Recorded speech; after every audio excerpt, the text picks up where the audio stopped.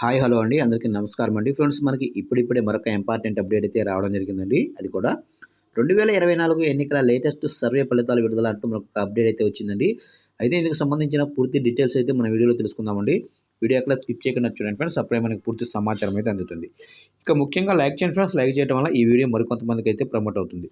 ఇక టాపిక్లోకి వెళ్ళిపోదాం. ఈ 6 జిల్లాల్లో ఆ పార్టీదే ఆధిపత్యం.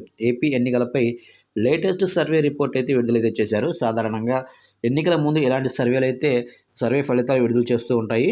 అయితే 2024 సార్వత్రిక ఎన్నికలు సమీపిస్తున్న ప్రస్తుత పరిస్థితుల్లో ఏపీలో అన్ని ప్రధాన రాజకీయ పార్టీలన్నీ ఆ దిశగా ముమ్మర కసరత్తు సాగిస్తున్నాయి.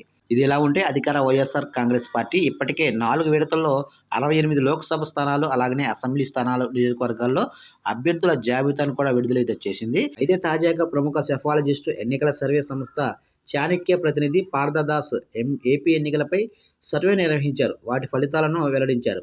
7,500 మంది ఓటర్ల మనోగతంతో కూడుకున్న సర్వే రిపోర్ట్ ఇది. 6 నెలల్లో 6 జిల్లాల్లో ఈ సర్వే కొనసాగింది. అయితే ఆయా జిల్లాల్లోనే 51 నియోజకవర్గాల ఓటర్ల అభిప్రాయాన్ని సేకరించింది ఈ సర్వే. అయితే శ్రీకాకుళం, తూర్పుగోదావరి, పశ్చిమ గోదావరి, నెల్లూరు, అనంతపురం, కృష్ణా జిల్లాల్లో ఈ సర్వే చేపట్టారు పార్థదాస్.